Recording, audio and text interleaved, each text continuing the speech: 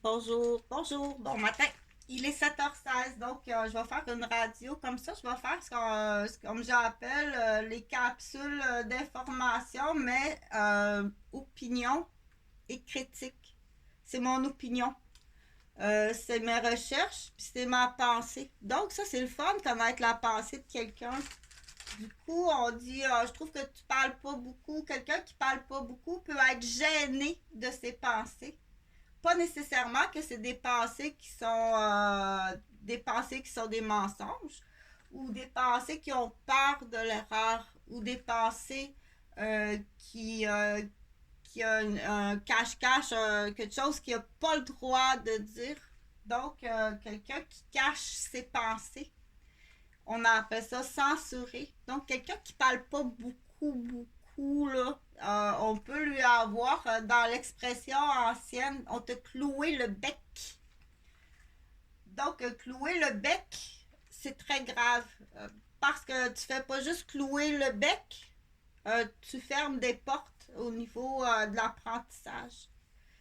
Donc, toute, toute prise de retenue de silence, on appelle ça une prise d'otage. Et c'est très grave, la prise d'otage. Ne s'applique pas, exemple, dis-le pas, ok, qu'on est allé aider André à accueillir des poireaux parce que Serge est tellement jaloux, ce qu'il pourrait penser. Donc, ça ne s'applique pas. C'est pas une prise de silence avec. C'est tout simplement, on appelle ça, pour pas y faire de la peine, là, dis-le pas. Parce que j'avais pas, exemple, on est allé au restaurant, j'ai payé le restaurant à des membres de ma communauté. J'avais un budget de 200 $. Fait que ceux-ci, je les ai pas invités parce que j'avais pas assez d'argent. Mais dis-le pas comme tel, là. Ça va leur faire de la peine. Puis pour l'instant, on va éviter de faire de la peine. Donc, ça, c'est pas la même affaire que dis-les pas que t'as pogné ton père et son collègue dans la salle de bain en train de se brosser les dents ensemble. On le dit pas, dis-les pas. Donc ça, c'est une prise d'otage. Euh, et est-ce que là, moi, je soulève la question, est-ce qu'on doit enseigner à ce moment-là à la victime, si je le dis, qu'est-ce que tu fais? OK, mais si je le dis, qu'est-ce que tu vas faire? Donc, est-ce qu'on doit leur enseigner ça? Parce que c'est là qu'on dit quelle est la gravité.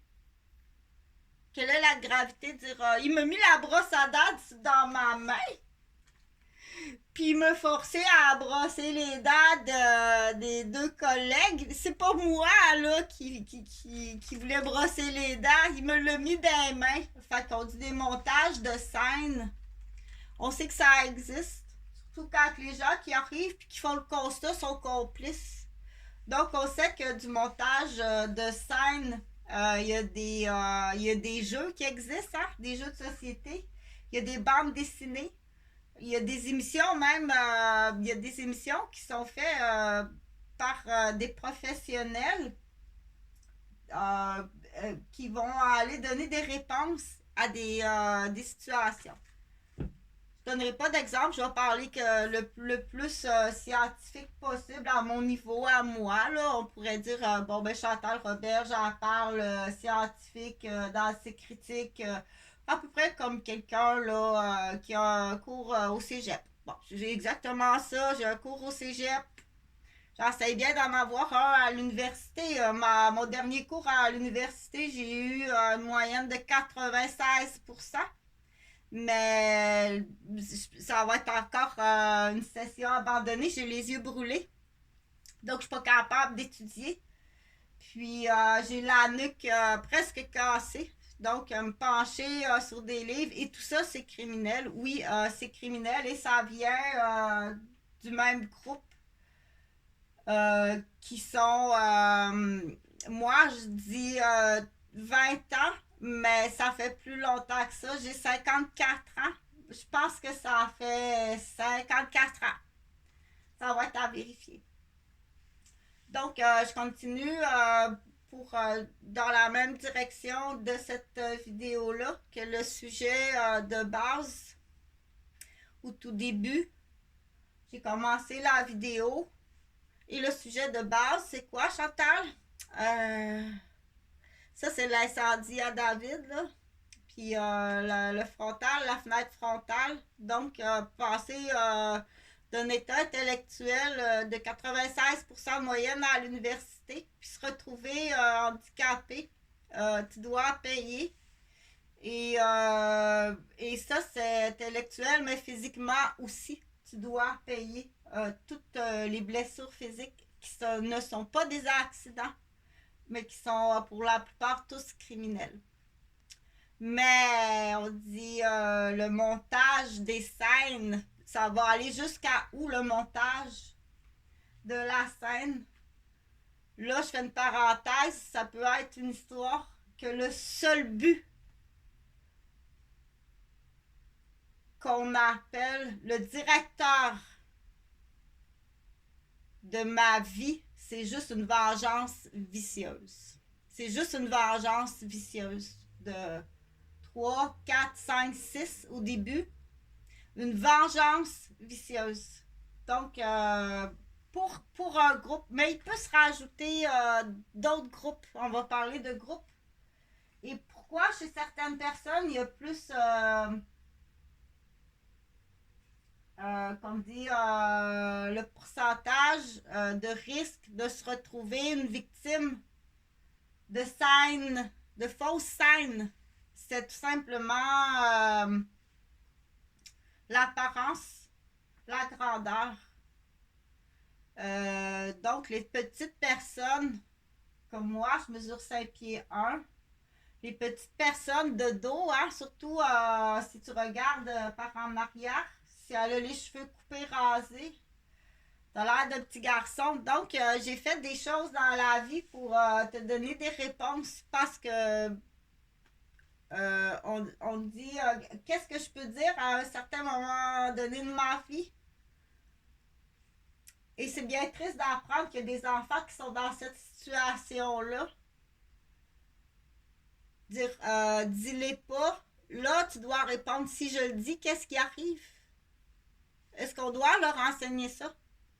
Qu'est-ce que tu vas me faire si je le dis? Parce que il faut comprendre que cette phrase-là est associée à un événement et le niveau de la gravité de l'événement. Quand tu dis dis-le pas, ça implique quoi? Donc, je continue pour dire, dans cette parenthèse-là, les personnes qui sont physiquement, on dit, tu as le profil, surtout les petites personnes, tu as le profil de faire le cadrage de porte d'un dérapé quand on est petit ou petite. Donc, je sais qu'il y a aussi la petite blonde là, qui est toute petite puis qui a des petits seins. Là. C'est pour ça que je suggère à ces femmes-là qui ont des petits corps de garder sa féminité. Reste très féminine.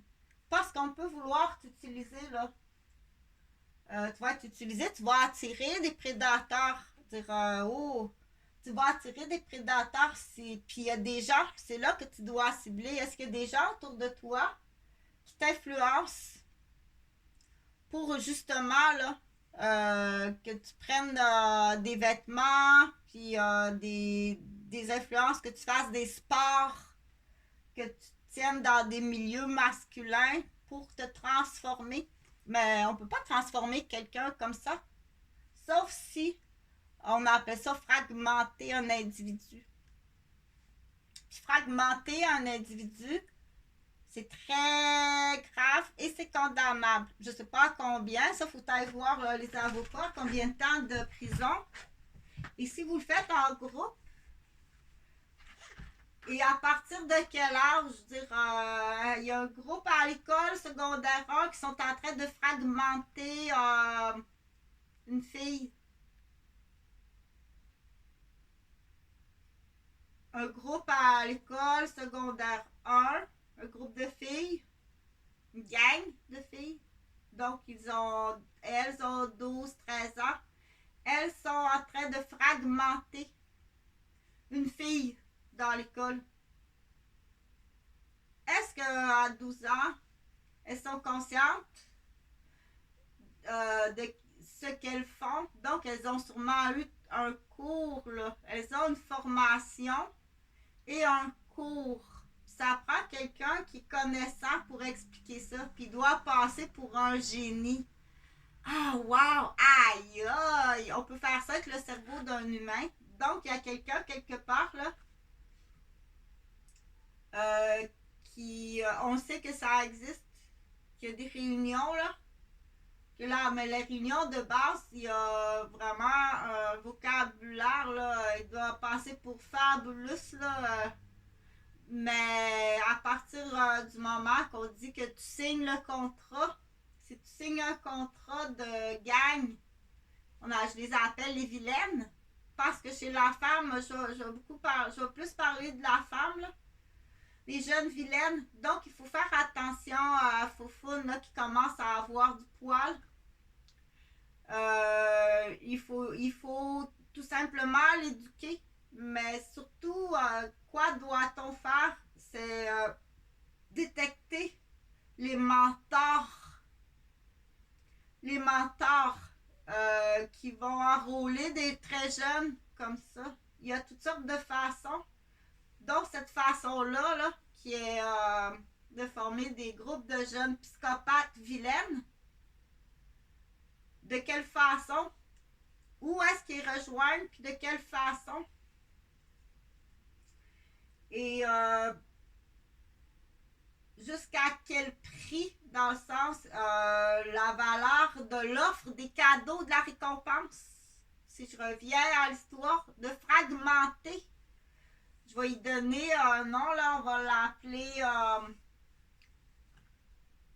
l'appeler Dell. Pourquoi je l'appelle Dell, là? C'est une sorte de lumière, là, Dell, hein? D-E-L-L. C'est une sorte de lumière, là. C'est une compagnie de lumière. Donc, l'ampoule, on sait que c'est fragile, ça peut se casser facilement. Mais c'est quand même elle qui donne de la lumière, là. Si t'as pas de lumière, hein. Mais l'ampoule est fragile. Ça la fait rire. Ça la fait bien rire. Donc,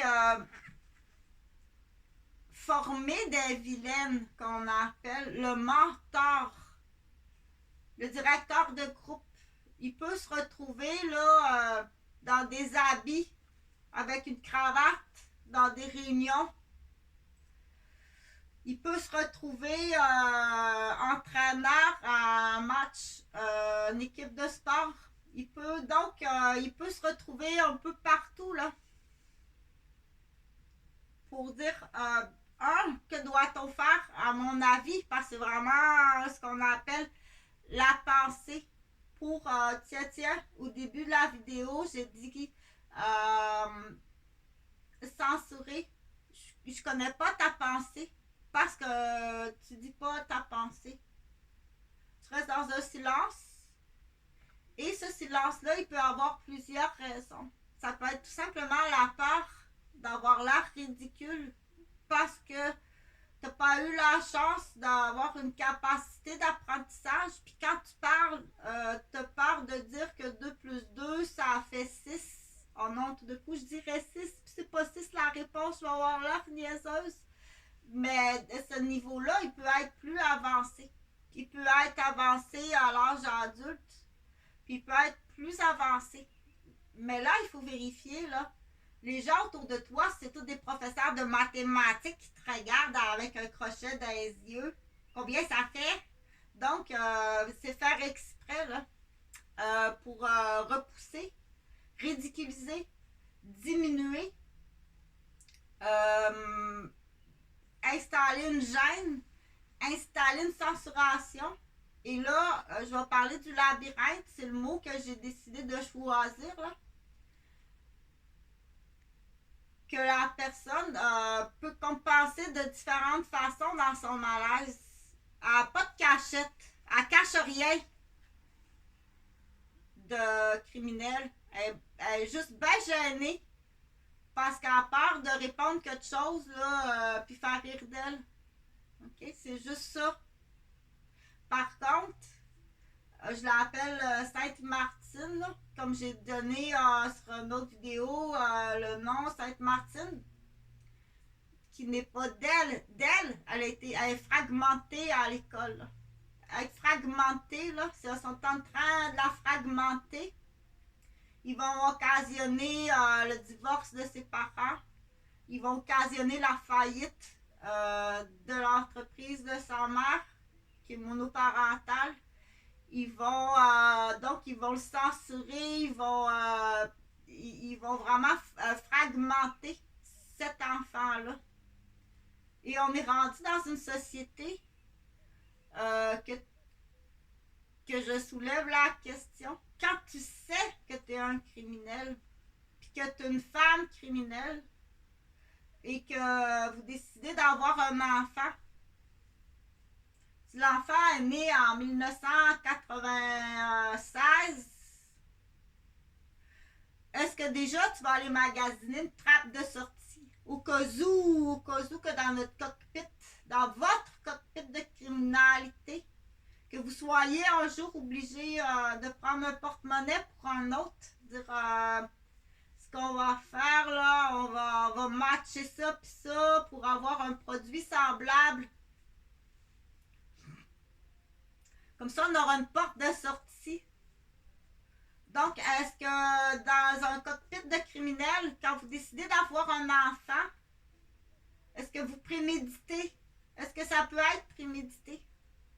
De vous choisir une trappe de sortie en matchant un couple ou tout simplement choisissant sa liste du CPE. Tiens, on a un ici qui ressemble beaucoup. Fait qu'on va le programmer, on va le modeler dans le neutre, on va le garder dans le neutre avec des petits potentiels. Puis si jamais, quand on prendra la décision de le fragmenter pour le manipuler, puis le céduler, puis le programmer selon ce qu'on a besoin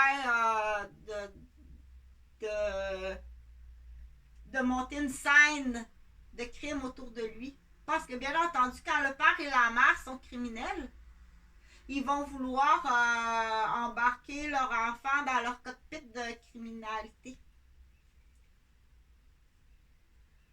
Donc, là, la trappe, on appelle ça la trappe de secours. T'as-tu une trappe de secours là, qui est à quelque part tenue en otage? n'est pas la même que le jeu du directeur VV, La Vengeance Vicieuse, là. Tout simplement. Mais habituellement, c'est rare que c'est juste une vengeance vicieuse. Habituellement, ça peut être assez rattaché à un gain monétaire, là. Des terres, des terrains, des bâtiments, une trappe de secours. Donc, je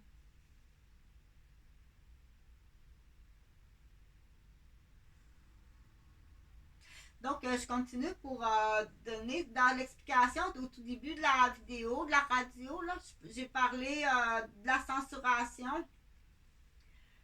Il y a des gens qui savent ça. OK, ça va être facile. Je vais y donner la personne, notre cockpit de criminel. On va faire une histoire de cas dans notre cockpit de criminel. Ils ont une fille qui est aussi criminelle, c'est une vilaine, très jeune vilaine, qui a des teams, qui est très jeune, qui a des teams, qui a compris très jeune le gain, puis elle a pris le gain. Pour faire une parenthèse, qu'arrive-t-il à un enfant qui est dans un cockpit de criminel, qui s'en aperçoit, mais qui veut pas le gain? Il veut pas. Que doit-on faire? C'est sûr qu'à un moment donné, quand les parents s'aperçoivent que leur enfant, dans le cockpit de criminalité, ne veut pas être criminel, qui veut être honnête, que vont-ils faire de cet enfant-là? Je soulève la question. Pour revenir à l'histoire de cas, dans l'autre cockpit, l'autre famille que le père et la mère sont criminels, là, dans quel domaine? Admettons, dans le blanchiment d'argent par les diamants. Donc, ils sont dans le blanchiment d'argent par le diamant. Oh, ça, j'ai acheté ça dans le sol malais, là. Donc, il y a tous les témoins, là. Tu peux pas, à un moment donné, commencer à prendre des otages tout partout, là. C'est du verre taillé, c'est du cristal taillé, là. C'est très beau. Je te remercie beaucoup. Vraiment, ils sont vraiment gentils comme ça se peut pas. C'est très apprécié. Donc, dans notre cockpit, parce que là, ça, tu vas t'en souvenir. Dans le cockpit de l'auto, que le papa et la maman sont criminels. La fille, la vilaine, elle est aussi criminelle. Donc, à 12 ans, là, déjà, elle participe à la fragmentation, puis tout ce qui existe, là, tout ce qui existe pour faire de l'argent. Et dans l'autre auto, que le papa et la maman sont criminels, dans ce cockpit-là, le petit garçon, lui, s'en aperçoit dans la supercherie. Il ne veut pas faire partie d'un monde de criminalité. Donc là, on a deux voitures là, qui partent sur l'autoroute. Deux cockpits qui partent sur l'autoroute de la vie. Regarde cette image-là, c'est une image, là, tout simplement. Pour dire que, pour en revenir au labyrinthe et à la censuration du silence, quelqu'un qui parle pas, c'est pas nécessairement parce qu'il cache une bêtise. Elle peut être tout simplement très gênée de ses réponses parce qu'elle n'est pas bonne à l'école. Ça, c'est facile, là. On va se référer là, à des professeurs qui vont tout de suite te donner ah, ben, elle parle pas parce qu'elle n'est pas bonne. Elle n'est pas bonne, puis elle a peur de faire des erreurs. Là, dans ce temps-là, on disait ben, va-t'en faire ton école de coiffeur parce qu'elle aime l'esthétisme. Va-t'en faire de la couture, va-t'en faire de la cordonnerie, faites d'autres choses. C'est une manuelle. Elle est manuelle, puis, mais il faut qu'elle soit gentille. Si elle n'est pas bonne, puis elle est vilaine, ça c'est pas mal c'est dans le pire cockpit. Elle n'est pas bonne, puis elle est vilaine. Sauf que ta vilaine, elle va faire des erreurs. OK? Donc, je suis niaiseuse un peu de te donner une piste, là. Ta vilaine que tu as choisie, elle n'est pas bonne à l'école, fait qu'elle va faire des erreurs. Elle a tout effacé, là. Elle a fait une erreur, elle a tout effacé. C'est une joke plate, là, mais il y en a quand même. On a besoin de rire un peu. Donc, je continue l'histoire de cas. Je vais continuer en même temps le labyrinthe parce qu'il faut que tu t'habitues quand même à en retenir deux en même temps. Puis d'être capable aussi, quand tu parles d'en retenir deux, je commence à avoir un peu de misère là, depuis l'incendie à Boucan de David. Donc là, je vais te donner 20 secondes pour faire le discours du directeur. Quand que tu auras enlevé le détecteur de fumée.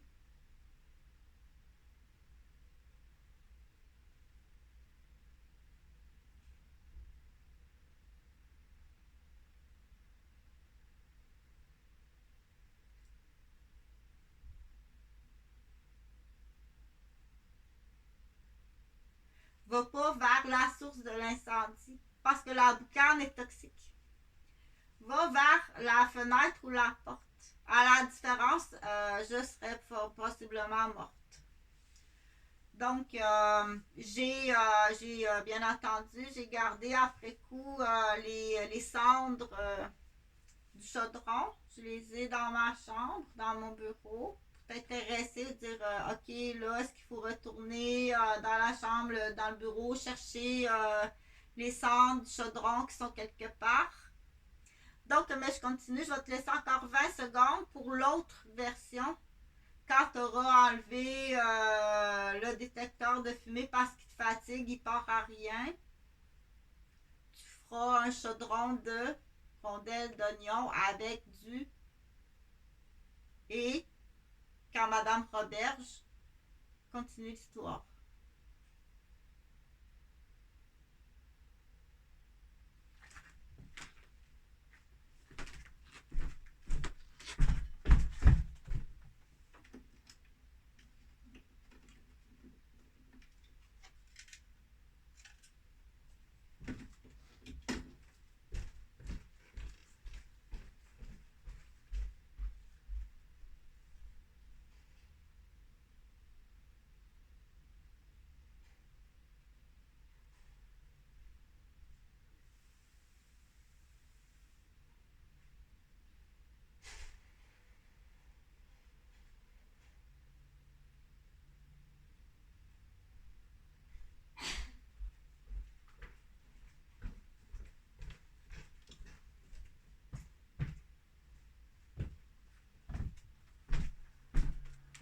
Donc, ça va être correct pour cette histoire, une histoire, pas 7, 1, 2, 3, 4, 5, 6, 7, mais l'histoire de cas.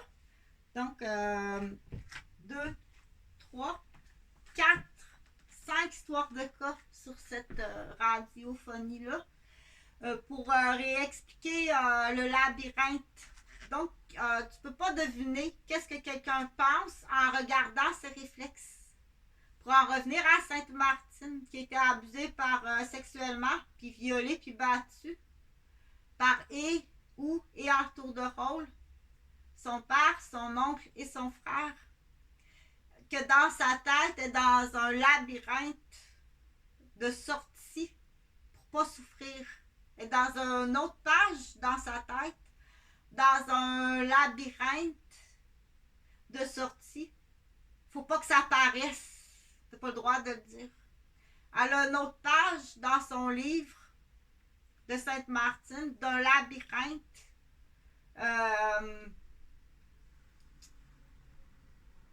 de réponses possibles.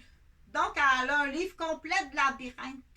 Puis elle a un livre complet de ce qu'on appelle de solutions pour trouver ce qu'on appelle un bien-être. Elle en a fait des livres de labyrinthe. Puis elle en a fait des livres de sudoku. Puis elle en a fait des livres de mots croisés. Pour dire que pour elle, faire le chemin à l'inverse de ton labyrinthe de criminel, c'est un jeu d'enfant. Elle va tout de suite te trouver ce que tu fais. Donc, c'est simple comme ça. Pour elle, c'est simple comme ça.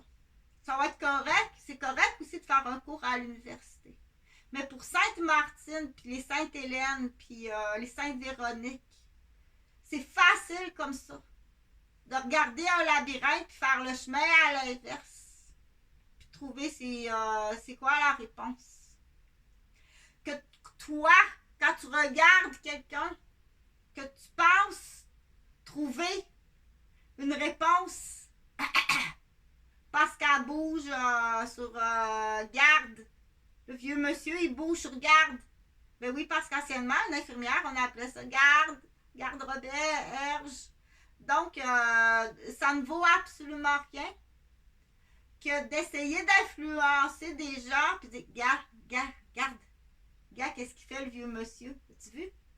Aller influencer des jeunes enfants. Regarde, qu'est-ce qu'il a fait le vieux monsieur? Il s'est touché le bout. C'est un touche-bout, il a âgé de la tourette. Puis il est très nerveux. Puis plus que tu vas lui le stresser, plus qu'il va grimacer, puis plus qu'il va se toucher le bout. Donc, tu lui as mis ce qu'on appelle, tu l'as emmené dans un cercle vicieux. C'est tout simplement ça, de même. Tu l'as emmené dans un cercle vicieux. Tu l'as fragmenté. Et ce groupe-là, ils savent très bien ce qu'ils font. Pour dire, déceler un groupe, un clan autour d'une personne pour l'emmener dans le fragmenter, le fabriquer comme ça, l'emmener dans un cercle vicieux de stress. Habituellement, le Gilles de la Tourette, c'est comme Martin. C'est comme t'as Sainte-Martine, mais t'as aussi Saint-Martin.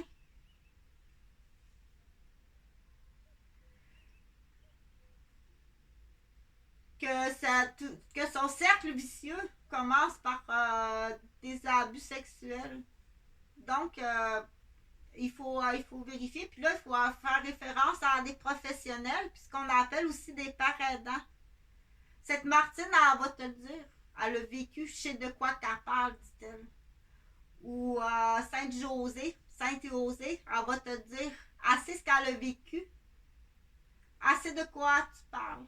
Donc, les deux font une belle équipe. Celle qui est père aidant et celle qui a le cours universitaire. Mais pour en revenir à la toute base, à la base, là, dans le fond, là, c'est fragmenté. Je vais prendre ce qu'on appelle la boîte à onglets, là. Fragmenter un enfant, puis je vais donner un exemple bien cru là, du coq. Regarde là, regarde ton père, là. Il y a une bosse dans son pantalon sur sa fille, là. OK? Donc, fragmenter, influencer.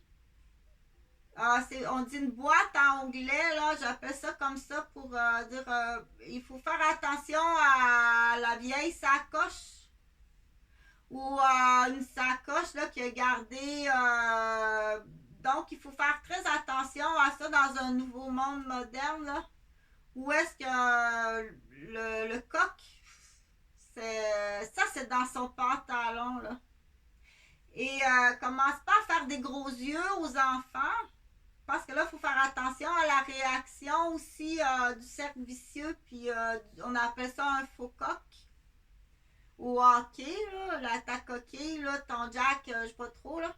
Donc, ça là, c'est juste que parce que toi, c'est plus petit, là. On voit pas trop ce qui se passe. Ou, mais la boîte à onglets, ça sera sur une autre vidéo, là, que tu as une coupe directe, là, dans la boîte à onglets, là. Tu as des coupes qui sont transverses, là, une boîte à onglets, là, pour faire des coupes, là, de boiserie, là. Puis tu as la nouvelle, tu as des nouvelles, là, avec des motifs, là. Donc, mais ça sera sur une autre vidéo, ça. Mais qui est du coup, qui fait à peu près le même. Donc, tu es en train d'installer un cercle vicieux dans l'exemple sur ton mari. Il devient nerveux. Et tu sais très bien qu'il y a Gilles de la Tourette. Parce que c'est un saint Rosé. On va l'appeler Rosé. C'est un saint Rosé. Donc, tu sais très bien que le saint Rosé, Gilles de la Tourette, que ce soit génétique ou qui a été abusé sexuellement par son père, son oncle et son frère, dans l'histoire chez un garçon, c'est sûr qu'il peut ressembler à Gilles de la Tourette. C'est pas tout le temps une maladie génétique, mais ça peut être une victime de sa famille génétique. Puis il n'a pas le droit de le dire. J'ai entendu des histoires comme il y a même un fil électrique, là, des snaps, que s'il parle à distance, il est snappé, là. Mais ça, il faut aller chercher, là. Il a passé un fil par en arrière, là. Il a mis des snaps. Donc, en tout cas, à partir du moment, j'étais déjà endormi, anesthésié ou en arrêt cardio-respiratoire de conscience, que pendant ce temps-là, ils t'ont passé un fil, là. Tu te réveilles avec des petites cicatrices, là. Il a passé un fil dans le pied. C'est tout petit, là, mais là, on rentre dans les gadgets électroniques, là, made in Japan. Mais ça veut pas dire que c'est les Japonais qui sont coupables de ça, là. Eux, ils ont fait ça pour la médecine, mais c'est utilisé par des criminels. Mais je ne veux pas rentrer dire que des fois, ces enfants-là, la seule façon de dire ils vont mentir, c'est pas le mensonge. OK? C'est pas sa gardienne, c'est sa belle-mère. Mais s'il dit le mot belle-mère, il est électrocuté. Donc, tout ce qu'il dit sur sa gardienne, il peut pas dire belle-mère. Il doit dire gardienne ou il fait faire le message par un ami. Parce que si c'est lui, il se fait électrocuter. Anciennement, on dit hey, son père il a donné une volée, il a été battu presque à mort pour avoir dit que son père lui demandait. Donc, je vais arrêter la vidéo là parce que là ça fait beaucoup, puis c'est pas tout le monde qui sont capables de comprendre, puis dans quelqu'un qui a des problèmes de compréhension peut dire peut mal comprendre et écouter, et ce qu'elle écoute peut penser là qu'il y a d'autres directions. Mais pour revenir à la base, dire quelqu'un qui parle pas puis qui a des tics nerveux ou des réflexes, c'est pas nécessairement qu'il a fait un mauvais coup. C'est quelqu'un de l'extérieur qui va dire hey, elle a fait un mauvais coup, c'est sûr, regarde là, quelqu'un qui a ce comportement-là, ça veut dire là, qu'elle... Non, non, c'est juste parce que elle n'est pas bonne à l'école. C'est comme le professeur va te dire. Elle n'est pas bonne à l'école, puis elle est gênée, comme ça, elle ne se peut pas de répondre parce qu'elle est vraiment pas bonne à l'école. Puis elle est nerveuse à cause de ça, puis donc c'est la même affaire. Mais si tu utilises qu'elle est toute rouge, gênée, puis qu'elle est nerveuse pour dire t'as fait un mauvais coup, puis là, t'influences du monde autour. C'est sûr qu'elle a fait un mauvais coup. Check ça comment qu'elle est rouge puis nerveuse. T'as fait une bêtise. Non, juste parce qu'elle est mal à l'aise. Mais dans ce temps-là, les professeurs, ça, je vais laisser le bâton de relais à une collègue qui est professeur qui va dire, mais qu'est-ce qu'on fait là? Mais donne-lui le choix tout de suite de faire des métiers. Donc, très jeune, on peut commencer à faire des métiers. Et surtout pas s'en aller dans un groupe où est-ce qu'on appelle un labyrinthe sexuel. Donc, moi, je vais fermer la conclusion en disant que présentement, gardez vos enfants à la maison. S'il est dans un labyrinthe sexuel, gardez-le à la maison, puis référez en pédiatrie immédiatement. Il y a sûrement des médicaments. Parce que c'est un cercle vicieux, là, et il va se retrouver il va vivre sur des labyrinthes. Il peut pas être bon à l'école. Il a la tête remplie de labyrinthes, là. OK? Donc, il y a dans les labyrinthes, tu as celui qui dessine le labyrinthe, qui est un prédateur. Et tu as la victime qui essaie de sortir de labyrinthe. Donc, garde l'enfant à la maison, puis allez immédiatement consulter un pédiatre. S'il est capable de comprendre. À moins qu'il en dessine lui-même des labyrinthes, parce que c'est assez payant, la médication.